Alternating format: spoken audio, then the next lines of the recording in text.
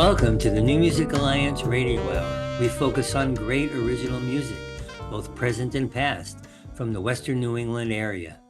And that's music from New Haven, Connecticut and thereabouts, all the way through Western Massachusetts and Southern Vermont. And I'm Mark Sherry, here today with Mistress Miriam.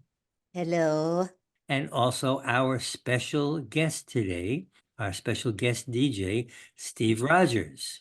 Hello. I don't know how special I am, but you guys are special. You're so special. You're special to us. That's right. Thanks. Nice to be here.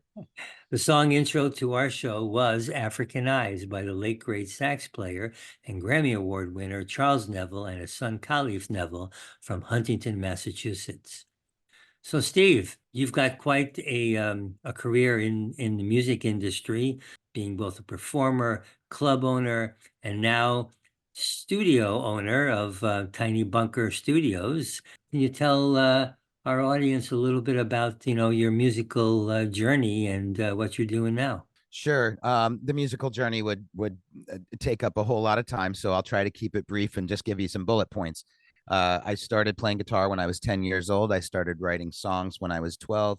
By the time I was 14, I was playing my first gigs. By the time I was 18, I did my first cross-country tour, and that was with a band called Mighty Purple that my brother and I were the founding members of, and that band lasted for 20 years. We put out 9 albums, saw the country at 75 miles an hour until Walmart mowed it down.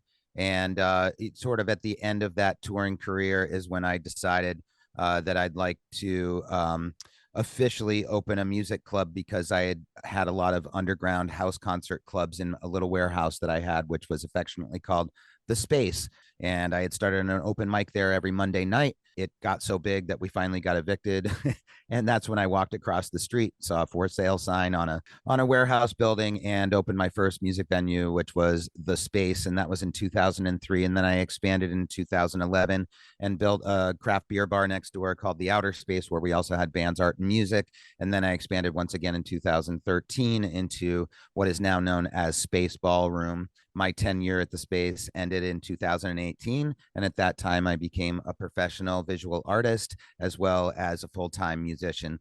I built my studio starting in the middle of COVID, and I started working with singer-songwriters because they had heard other things that I had recorded mostly for myself and decided that they'd like to work with me. It's been a great 4 years of running a studio at this point. And yeah, that's it in a nutshell. Well, that's a large nutshell. Yeah. I know. I tried. I want to hear the bigger nutshell, but we can do that. We'll do that another You mean time. the one? Yeah, the one where I was raised by a preacher and 2 lesbians. We'll tell you that one another time. Man. Are there some wolves involved too? There at various points, yes.